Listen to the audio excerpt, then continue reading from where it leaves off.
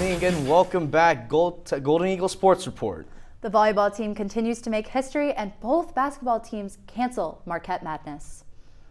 Get ready because Golden Eagle Sports Report starts right now.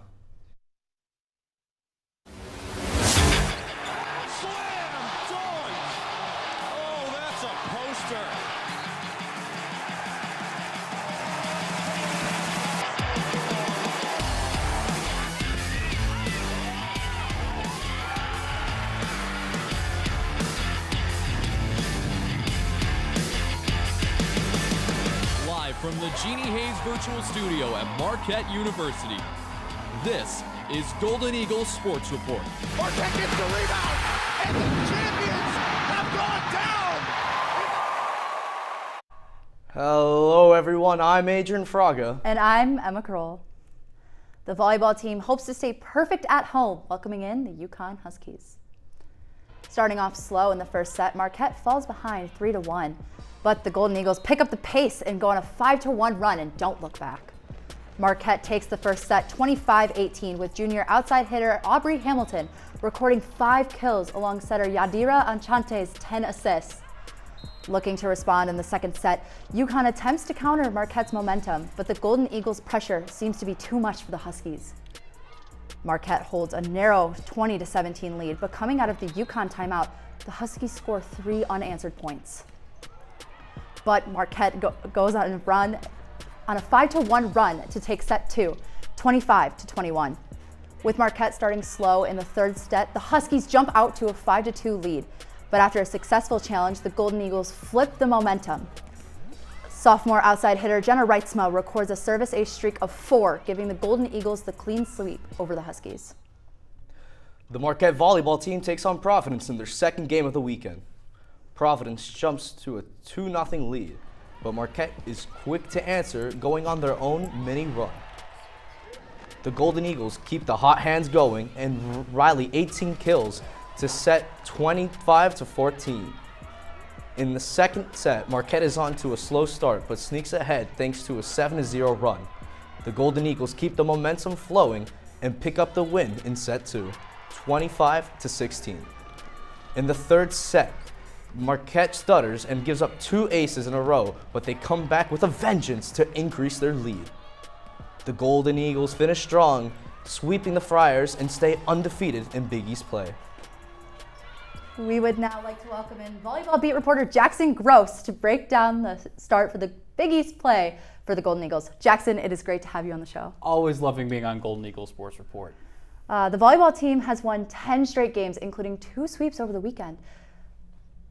What is going right for the Golden Eagles? Well, really, it's been their serve-receive game right now. I mean, they have a great job right now with some really solid players in that back row. Jaden Garrison, Carly Scrawback, even Aubrey Hamilton getting in on the action on the serve line. So they've been doing a really good job on that end, but also doing a really good job of playing some really solid defense. I mean, they are second in the Big East, only giving up 1.81 hitting percentage against teams right now. Good enough for second in the Big East.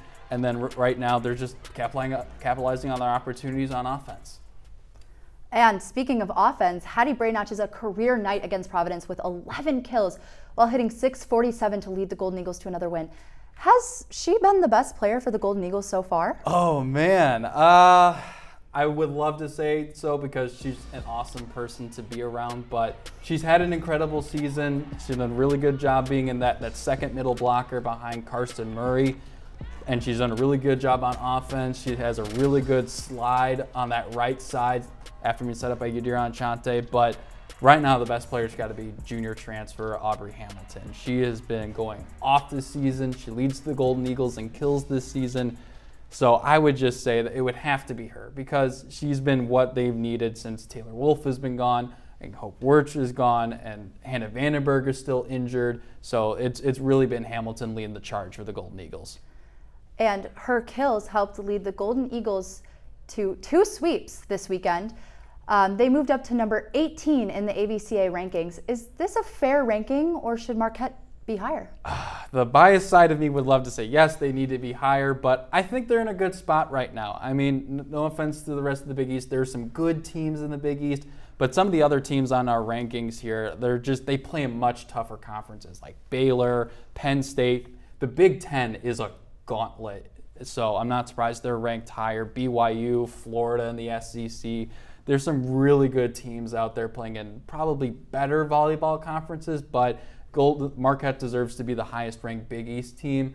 And there's only 9 points separating Marquette and Baylor. So if Marquette can have another solid weekend, maybe Baylor drops a game this week and they can move up to 17, maybe even 16. It's really tough because there's a lot of really good volleyball teams out there and some really good volleyball conferences. You also recently wrote a feature on Samantha Neighbor and how she overcame obstacles early in her career. How have you seen her break through and make the most of her time this season? Well, it's really been how she's been able to raise their confidence level. I mean, her first year, she played 23 sets after she was named like Racine Conference Player of the Year at playing in Burlington, Wisconsin at Burlington High School. So it was quite the adjustment for her, and it was hard for her because she had to adjust to volleyball, academics, and traveling with the team all over the place. So it was really harder for adjust, but when I talked to her teammate Carly Skrabak, she really said it was her confidence and being able just to have a really good line of communication. And she's fifth on the team in digs right now, and she's even starting to serve a little bit more for Marquette. So that's something she's also trying to work on, but she's done a really solid job, and she's starting to find her footing a little bit. I mean, up to this point, she's played almost every set for the Golden Eagles this year, so she's doing a really good job in that back row, and I've really been impressed with her play this season. I think you could argue that she brings a lot of depth to this team. Mm-hmm. One of the reasons that Marquette is a juggernaut this season is because of that depth. Do you think that this team is one of the deepest in the Big East? I would have to say so. I mean, there's a reason they're already 11-1, 4-0, or 12-1, I believe, and 4-0 in conference play. They just have so many players they can throw at you, and I mean, we're still waiting on Hannon Vanderberg to come back from her season-ending injury last year. And they just have depth at every single position. I mean, obviously they got Carson Murray and Hattie Bray in the middle, and then you roll out a lineup with Ella Foti, who is a setter, but also get some attacks out there and playing on the outside. Then you got Aubrey Hamilton, Yadira Enchante, Jenna Reitzma, Carly Skrabak, Samantha Neighbor, Jaden Garrison. Starting to run out of breath with so many players on this team. They just have a lot of players who are playing some really valuable minutes right now, some really valuable sets. And they all play well, and it's just going to be interesting to see what this team can do down the line with that much depth this year and in the years to come. Now, you brought up that Marquette is 12-1 on the season, and they are currently tied with Creighton for first place in the Big East. Is it plausible to call the Golden Eagles the team to beat in the conference? Man, I've talked about this a lot. Last time I was on GESR, on Wire Sports Weekly, on Marquette Radio. It's so hard to tell right now because they haven't had a real stiff competition in a while since they played Illinois a couple of weeks ago. And they're probably not going to have that until they play Creighton. Right now, it's between Marquette and Creighton to see who's going to win the Big East, at least in terms of the regular season and probably into the postseason. Right now, I would say probably just because they've been playing so well, but it's really going to come down to when Marquette goes to Creighton and then host Creighton in the final game of the regular season. That's going to really tell you of like, okay, they're here and they're here for real. Well, Jackson, it was great to have you on the show today. Thank you so much for coming on. Is the season slipping away for both the men and women's soccer teams? Find out after the break.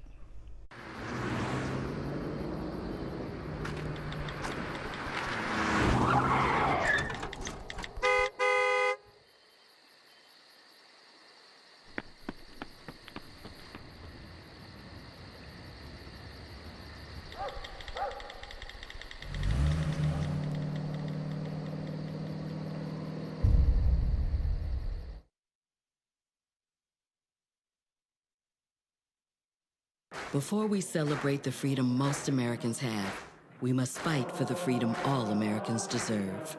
Because all lives can't matter until Black lives matter.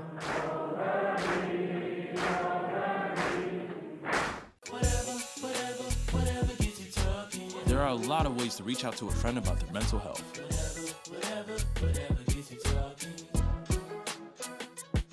Learn how you can help at seizetheawkward.org. Meet the Scan, a simple procedure whose mission is to detect lung cancer early.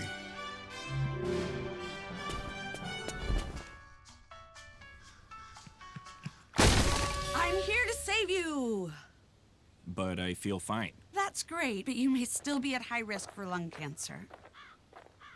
Oh man, that's a new fence. If you smoke, early detection could save your life. Learn more at savedbythescan.org. It all can get so out of control. Sometimes you can lose your faith, you can lose your mind, lose your grip, get stripped of your pride till you don't know how you're gonna stay alive. Hey, hey, I got you. I will give you what you need, and I'll be right there. I got you back. I got you.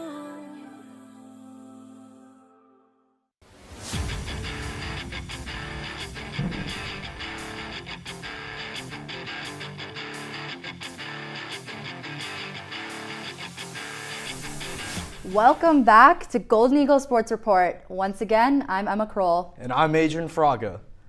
On the pitch, the men's soccer team hopes to strike big in their non-conference finale. Going up against the Billikens from St. Louis University, both defenses come ready to play. After holding St. Louis to only 2 shots in the first half, the Golden Eagles go into the halftime break tied 0-0 with the Billikens. But St. Louis quickly finds power in the second half, scoring a goal in the 48th minute from senior forward Jake Klein. St. Louis's lead does not last long as sophomore Abdul Karim Pare scores the equalizer in the 63rd minute. In the 72nd minute, senior goalkeeper Chandler Hallwood punches away a corner kick, but Klein tips it back in for the go-ahead goal and eventual game winner. The Golden Eagles drop their final non-conference game and turn their focus to finishing out Big East play. The Butler Bulldogs marched into Valley Fields Friday night to take on the Marquette Golden Eagles. The Golden Eagles defense is on a roll up until a Butler goal, courtesy of Wilmer Cabrera Jr., 31 minutes in. 14 minutes later, the Golden Eagles find themselves down 1-0 heading into halftime. Butler strikes again in the 52nd minute and adds onto their lead when freshman forward Palmer Ott finds the back of the net. Marquette refuses to stay silent as first-year defender Diego Armando Alvarado scores his first ever collegiate goal. It's not enough because Ott scores again, giving Butler the lead 3-1 to ultimately secure the win. This is the Golden Eagles' first loss in conference play, and they hope to bounce back tomorrow at Villanova. With hopes of staying undefeated in Big East play, women's soccer hosts Creighton on Wednesday at Valley Fields. Off to a slow start, Creighton opens the scoring in the 21st minute with a goal from Laura Kanzanjin. Marquette has plenty of opportunities but are unable to cash in at halftime. Creighton leads 1-0. A valiant effort from Marquette goalkeeper Chloe Olsen is not enough, and Creighton nets their second goal of the night. The 2 goals go unanswered, and Marquette drops their first Big East match, 2-0. The Marquette women's soccer team welcomes the UConn Huskies to try to snap back from last game's loss. The Huskies jump out of the gates, firing early, scoring their first goal in the 5th minute of the match, coming from a header by junior midfielder Lucy Capadona. Taking only 1 shot attempt in the first 20 minutes of the game, the Golden Eagles find the back of the net in the 13th minute. Senior Katie Coker beat UConn junior goalkeeper Caitlin Mahoney, trying the match just before the half. Pushing full steam ahead, UConn's Jada Conte maneuvers past the Golden Eagles defense, scoring a goal in the first 31 seconds of the second half. The Golden Eagles relentlessly try to get back into the game, creating 2 shots in the span of 9 seconds, but UConn's defense seems unstoppable as Marquette couldn't find an opening. The Huskies go on to win the game 2-1 and give the Golden Eagles their first back-to-back loss of the season. The women are back in action against the Seton Hall Pirates. The biggest pre-basketball event for both the Marquette basketball teams is no longer happening. Marquette Madness, the annual kickoff event for the basketball season, is not taking place this year. The Marquette Wire first broke the story. The cancellation comes as a surprise to many fans as the event usually does well across campus. I mean, it was really fun last year when I did it. It was a great way to welcome in all the teams and just to start kind of the second semester. So it's pretty upsetting that it's canceled. I would love to do it. I thought it was super fun. It was a great way to meet people, a great way to get out, especially as a freshman. So I really wish it would come back. I wish. Marquette Athletics releases a statement after the cancellations stating, "We have already sold out the student section for our men's games and are looking forward to the continued support for our women's teams at the Al. Both programs will be hosting an open practice and we can't wait for Marquette fans to meet all of our tremendous athletes." Madness should have taken place this weekend, but instead the men's basketball team is hosting an open scrimmage this Saturday at 10 a.m. at the Al McGuire Center. The men's program is also hosting 3 other events before their season kicks off. These events include a staff open practice on October 14th at 2 p.m. at the Al McGuire Center, an open practice at Pfizer Forum on October 27th at 6 p.m., and a Blue and Gold Fund tip-off luncheon on October 31st at the Pfister Hotel. Coming up, are the Miami Dolphins getting in trouble? Plus, are the Philadelphia Eagles really the best team in the NFL? We dive in after the break.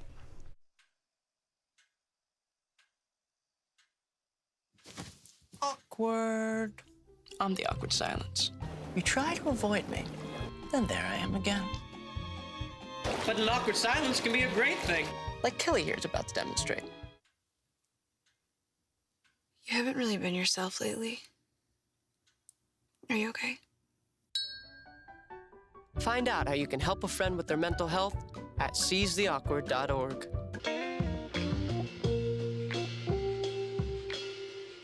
After you joined our family, it was like, I really do feel complete now.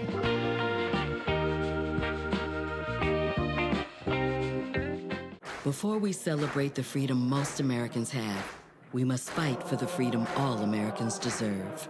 Because all lives can't matter until Black lives matter. I'm Jenny Garth, and as a mother of 3, I know kids worry about a lot of things. Getting enough food to eat shouldn't be one of them. But here in America, that is a real worry for 1 in 5 children. This is unacceptable, and something Feeding America is working to solve.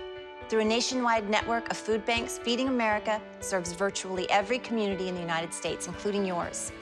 See how you can help your community. Visit feedingamerica.org. Together, we can solve hunger. Together, we're Feeding America. Roll over. When you adopt a shelter pet, you discover all the things that make them unique. And your mother. They're a little bit of a lot of things, but they're all pure love. Every day. Millions of people are connecting. Father. Cosplayer. Mentor. Actor. It's time we take a step forward, come together, and discover how accepting our differences can make us stronger.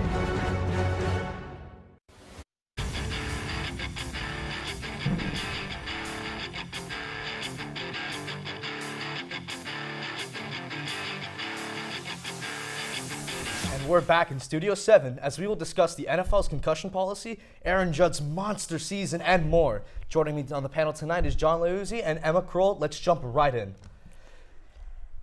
Aaron Judge just hit his 62nd home run and has set the American League single-season record for home runs. Is Aaron Judge having the best single season in MLB history? I'm going to have to go with no here, Adrian, and I think the reason is I'm still going to count Barry Bonds' 72 as the greatest season in MLB history. And I know what people are going to say with the steroid use and all, but I think Barry Bonds should be not just one in the Hall of Fame, but is one of the best MLB players in general. And let's be real, half of those 62 happened in a little league stadium of Yankee Stadium. They should not count. John, I don't think your point is valid because, frankly, if you're going to cheat and get caught, you shouldn't belong in the Hall of Fame. Your record shouldn't count. Because if I were to cheat at Monopoly and win with my family, they don't count that as a win. So why should we count Barry Bonds' 72 home runs as the record? Aaron Judge just hit his 62nd. He is second in batting average. This guy is going for the Triple Crown. You can't argue that he's not having a monster season. But you also have to say that this has to be one of the best seasons that we've seen in a really long time. Well, I'm not arguing that he isn't having a great season, but I don't think it's the best one if you're putting all MLB history in general. And also, other players had steroids and they used them and all. Barry Bonds was just one that got caught. It's an outlier. It's like an elephant in the room. That's so true. Personally, I think I'd have to put him at kind of like a 1A, 1B situation where you have to give credit for both because there's no denying the season that Aaron Judge is having. It's 100%. truly phenomenal. But I think it's also unfair to take Barry Bonds out of the equation completely because what he did, it's just so impressive. Yeah. I can't take that away from him. I'm sorry. I mean, I think that we should put him in a separate category by himself. I mean, because it's Barry Bonds, right? So you're Barry going to take all the people in the Hall of Fame who had steroids but weren't caught out of the Hall of Fame too? I don't think that you go there. Well, how do you know that they were using steroids? Because it's well documented. Okay, that's fair. Yeah. I mean, that was coming. Case in point. But, I mean, if we say, like, oh, this record was set while Barry Bonds was on steroids, I think that we're able to argue it a little better. Last Thursday night, Dolphins quarterback Tua Tagovailoa went down with his second concussion in 5 days. How should the NFL update their concussion protocol and help keep players safe?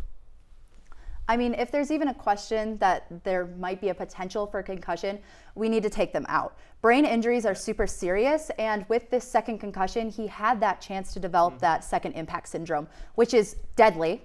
And the Dolphins would have had that on their hands, and that is absolutely disgusting. And I cannot believe that they were like, oh yeah, he might have brain trauma, but let's just let him play. Yeah. And I think you do have to make note that, yes, the neurologist was not affiliated with the Dolphins and the repercussions have been handled. But for the Dolphins, you got to worry about your star quarterback. You got to worry about the player itself because in the quarterback position, as you guys both know, they get sacked and they get thrown to the ground almost every single play. So you have to take care of that. And also, you have to look at injuries like Alex Smith and his injury. He took away his entire career. You have Andrew Luck, just a couple that we were able to mention in Kristen's article and the column in the sports section of the Tribune. So you have to worry about player safety, but also concussions is very high in the NFL, and I think the protocol needs to be changed. Not to mention, Tua is a player who in his past has dealt with several other injuries, scary ones too. Just really taking him away from the game. There was people that thought he was never going to touch a football again, and some miracle he's out there now. But even then, I will say, I don't think the Miami Dolphins are completely at fault. We already mentioned the head neurologist, completely unassociated with the Dolphins, gave him the clear, which it came out that he actually skipped a couple of protocol issues, if you would, and eventually did get fired. But I will say that he wasn't, his diagnosis wasn't concussion. It wasn't head injuries. They said it was locked up back, which obviously in hindsight isn't true, and that's not a false. But you can't blame the Dolphins for that because that's the knowledge that they had. Even though in a short turnaround week, because they did play on Thursday night, I don't believe that he should have dressed up and suited up for that game. He should have been out. He should have been out for last week, and he's obviously going to be in for this week. I would have given it a 2-week bye, regardless, because you have to look at the bigger picture. That Dolphins team is built around Tua. You're not going to jeopardize that because we already know that they don't have any picks in the coming years because of the Tyreek trade. So it's just actually they do have the Niners pick this year. But in 4 weeks of action, only one undefeated NFL team remains, and that honor goes to the Philadelphia Eagles. Does this make the Birds the best team in the NFL right now? I think it does, and I think I'll take my bias out of this answer. If you look at all of the stats in the NFL, the Eagles lead the NFL in sacks. They have they're in the top 3 for best offensive line and defensive line. This team is legit. We have not seen the hype around this Philadelphia team from the outside perspective since 2017, and that's when the Eagles won. I mean, I'm going to have to agree with you. I think that their season is pretty impressive, but I think that the real test will be when they start playing those harder teams. 100%. Because right now they're playing a little bit easier teams, like we said earlier. But now, if they get tested with the better teams in the league, I think we're going to really see if they are legit or not. No, absolutely. The Philadelphia Eagles, week 1, the Detroit Lions. Fun fact, the Detroit Lions have given up the most points this season. Week 2, they played the Vikings, which the Vikings got destroyed. The Vikings aren't a very impressive team, especially when Kirk Cousins plays on Monday night. Next week, they played the Commanders. Carson Wentz. That's a no-go. No-go. That Commanders O-line is not very good. And also, that Eagles pass rush is deadly. I will give you that credit. Week 4, they play the Jaguars, who would have thought are the best team in the AFC South. But I think the big thing is people are not giving enough credit to Jalen Hurts and just the blossoming that he is having in this year. He finally has a wide receiver duo in A.J. Brown and Devontae Smith, who has, in my opinion, is up there in the top 5 in wide receiver core, maybe even top 3 if you want to go in there. And they don't care about any of that stuff. I will say on paper, the Eagles roster is phenomenal. Yeah. I do believe that they have the best O-line in the league. And Jalen Hurts is blossoming, top 3 MVP right now. But we still got a whole lot of NFL football left. And more NFL. One word to sum up the Denver Broncos so far this year is underwhelming. Meanwhile, it's all sunny in Seattle because Jacob Geno Smith is having a better statistical year than Russell Wilson. Is Russell Wilson on decline, and did the Broncos make a mistake giving him that massive extension? I'm going to say yes. I don't think it's nice to build they build their team around Aaron Rodgers to begin with because they thought they were going to get him, and they did not. So, with that, their people, their wide receivers, can't catch the ball that Russell Wilson is giving to them, and it's not Wilson's fault. But it might be a coaching problem because shouldn't the wide receiver be able to catch the ball? Well, that's cute and sweet, Emma, and I think you actually took my point of the Aaron Rodgers point, where that system is as if Aaron Rodgers was getting traded from Green Bay to Denver, and I think we saw a little bit different of a system run by the Broncos this week against the Raiders. I know the Raiders are not great, but we saw them playing and running plays that Russ can do. He was able to do that, and they won. So they have a good wide receiving core. They got a good defense. It might be up from here. Yeah, you would take 2 different quarterbacks. You take Aaron Rodgers. You take Russell Wilson. Both all-time greats, undeniable. 2 different very archetypes of a quarterback. 100%. So if you were to get a quarterback like that, put him in a different system, assuming you're getting the other one, of course it's not going to go out right. And to say that the Broncos don't have good weapons would just be a flat-out lie. Of course, you got third-year receiver Jerry Jeudy, star receiver Courtland Sutton, and you can't take away the backfield either. Even with the loss of Javonte Williams, Melvin Gordon is still a proven veteran, even if he's having a little bit of a fumbling issue. But that's an all-time talent around Russell Wilson, some of the best talent he's had. Obviously, you can't take away Tyler Lockett, the DK Metcalf, but still, this is good talent. And I think at the end of the day, it's a coaching issue. 100%. I think they're talking a little too high, and they're just complicating things in that sense. So they're bringing it down a little bit right now, and we saw, like I said, against the Raiders, able to run plays that Russ feels comfortable in. We'll see if he's able to grow on that. But you have to remember, he was a MVP candidate a couple years ago. He did win a Super Bowl. We got to go there. Something else I would add is that Russell Wilson had that injury a couple years ago that he really hasn't been the same since. He was kind of underwhelming last year. This year now, he's just adding on to that underwhelming resume. And is this injury like part of the reason for his little decline? I mean, I'm gonna say no, because the coach should be able to work around that, and they should be able to be like, okay, well, we know that Russell Wilson can do this, this, and this. So we're gonna teach our wide receivers, we're gonna teach our running backs to do this, this, and this. Because otherwise, you're not gonna have an offense. And I don't think the injury is gonna play into that, but it might have some underlying effects. In any kind of sport, if when a player or their key player gets an injury, you have to adjust your system. You have to adjust your plays. You're going to have to do that with an aging quarterback like Russell Wilson. We're seeing that in all levels, and we're seeing that across all professions of sports. So I don't think that's an excuse that you can take.